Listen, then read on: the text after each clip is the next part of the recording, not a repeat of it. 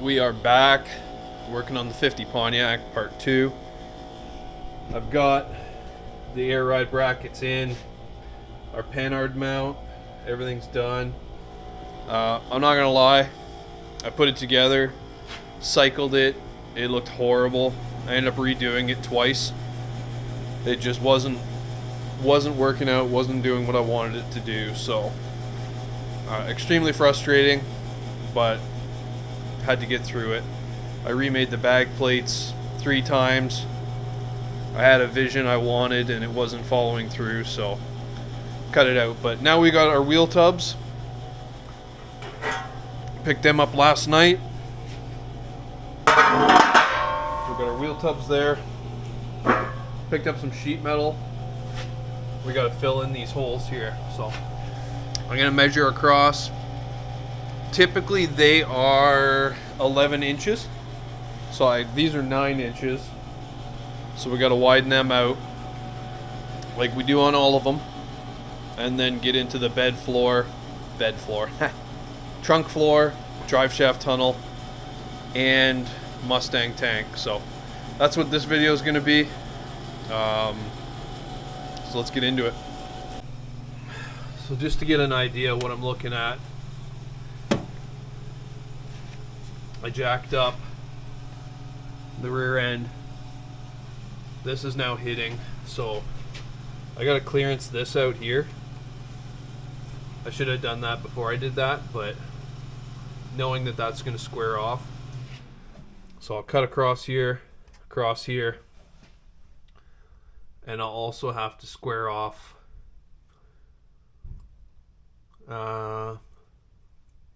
maybe not, because this is a 4-door, it's a little bit different in this tire size. So I want to try and get away from cutting a ton out of up there. I might just notch the fender to go around it. And I also need to get these bags in here to set my bottom out. So I'm going to trim. And we know we don't need this entire length of fender, so we can trim down some of it, but let's get this cut first on both sides and then we'll know. So this is what I'm thinking. I notched the top so it fits down into the corner. I cut the fender shorter so I'm not going to widen more than I need to. So now I just got to widen this 2 inches. I'll chop the other one the same, and then I can work on getting them fit in. And then when we look inside the car, in this space here, I'm gonna make this as tight as I can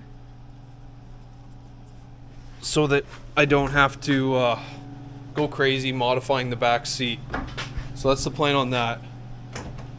The trunk, we don't care. The trunk's cut apart. The back seat, I don't want to do more than I have to. And the way this is going, I'll only have a small modification at the front. So I'm going to cut the other fender to match, or to be the mirror of what this is, and then widen them out.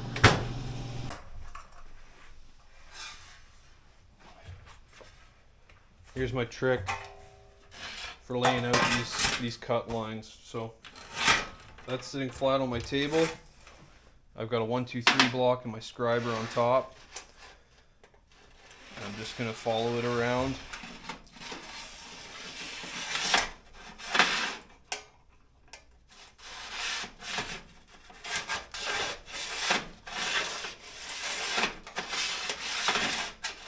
Make sure we get a nice deep scribe in that.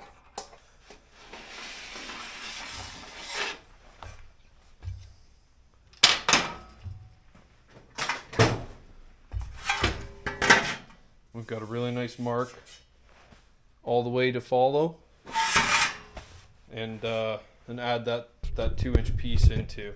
For the other one, I'm just going to use my vernier set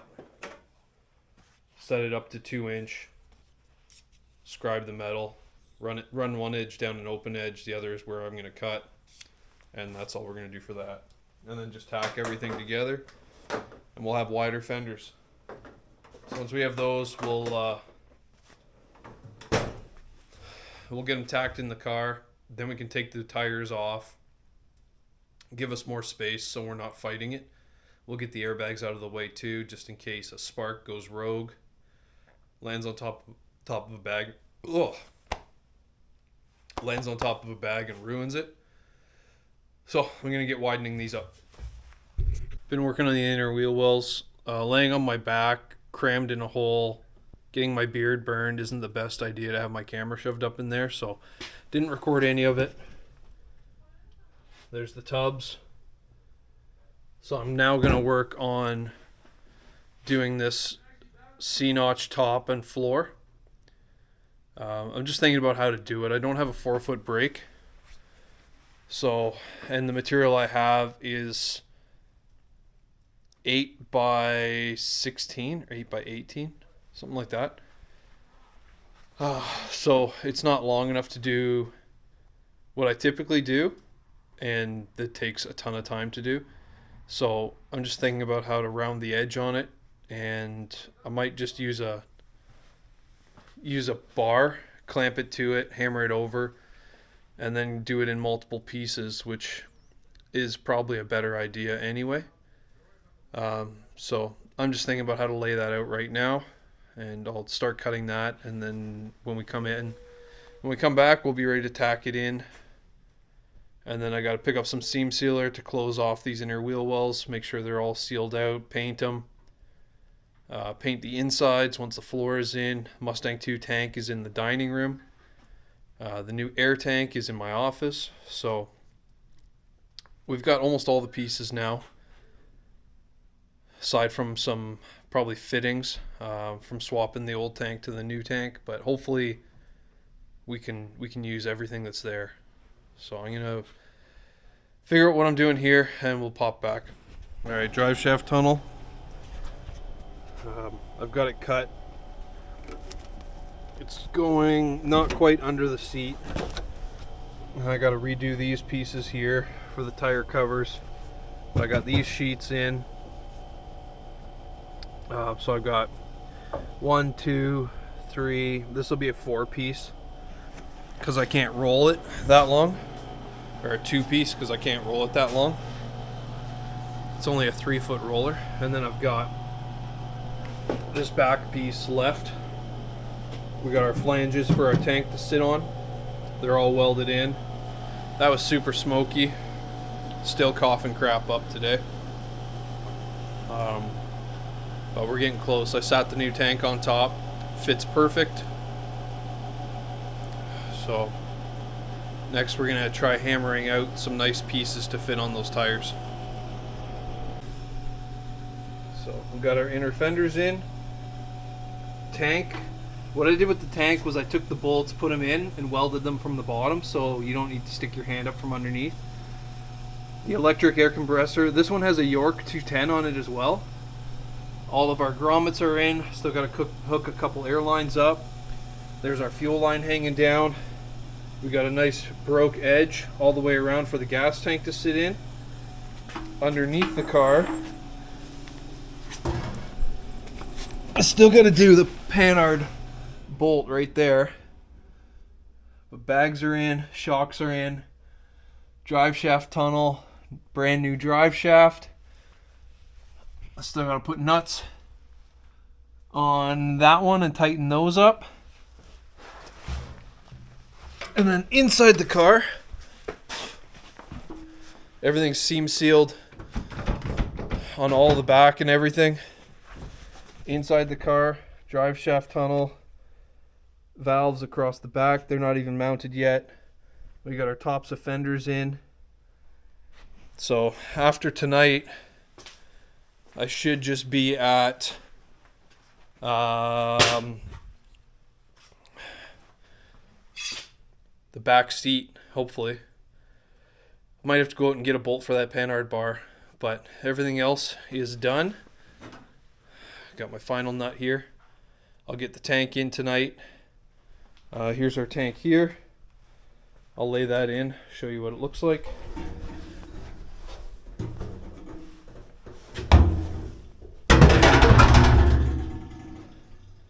So that finishes off that floor nicely. 15 bolts around the outside. And that thing will be mounted. So I got a bunch of drilling to do. Get my wrenches on those front mounts. We are getting close. So I'll probably go through, do the rear seats in this video. I got the skirts to do still. I'll do that in the next video. So when we come back, we'll be getting into the seat work. What I ended up doing on here, the original gas filler, I cut it down and it fit perfect into that flange there. So I put it in. I had to hammer it in. It was almost a press fit. Well, it was a press fit. And it fit great. I just ran some weld around the outside. Got all the wiring done.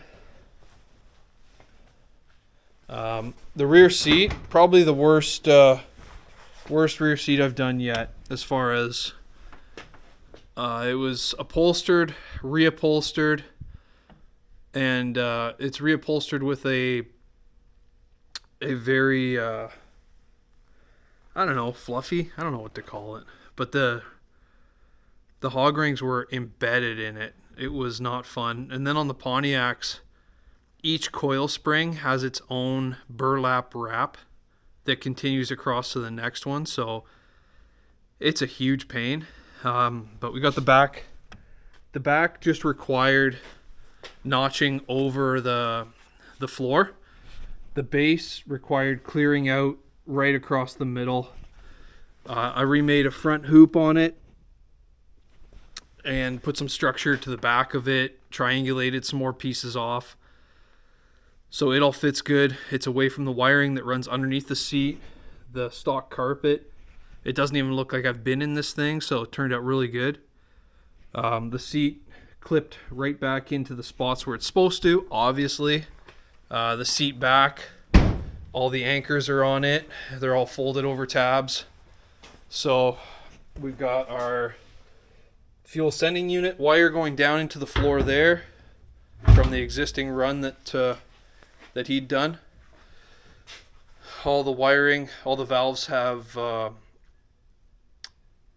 pull apart connections on them, so that if you ever need to change a valve out, you can just pull that out. All the grounds are in, relays work. I tested the compressor, it kicks on.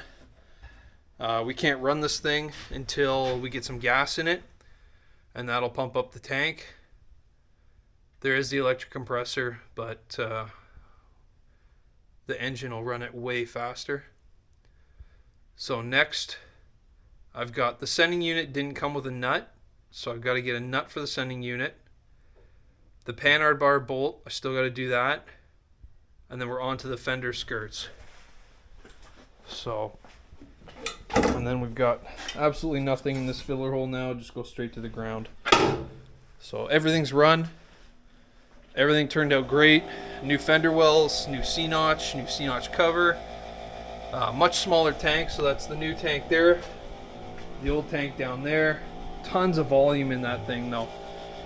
So this compressor is going to run a little bit more, but it won't take long at all to fill this thing. He's not going to be used to the same snap that he had before, but we can't do it with that giant tank. It's just too much in here. So I got a bit of just vacuuming out, cleaning out of this car, and those couple tasks that I said there. So we're on to fender skirts now. So that'll be it for this video. I appreciate everyone's time watching it. Thank you. If you like it, subscribe. If not, whatever. Thanks, guys. Bye.